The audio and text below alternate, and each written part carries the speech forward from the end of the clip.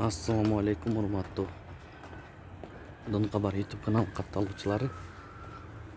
Алыстан жакындан көрүп жаткан мекендештер, саламатсыздарбы?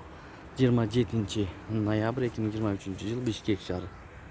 Банктарды көрөбүз. Бул жерде доллар 88 сом 70 тыйын, евро 96 сом 50 тыйын, рубль 99 тыйын, сатып 1 сом 01 тыйын. Айыл банк тугандар. Бул жерде рубль 99,5 тыйын, сатып 1 сом 02. Доллар 88 сом 80 тыйын, евро 97 сом 20 тыйын. Капитал банкта доллар 88 сом 60 тыйын, евро 96 сом 80 тыйын, рубль 99,5 тыйын, сатып 1 сом 02.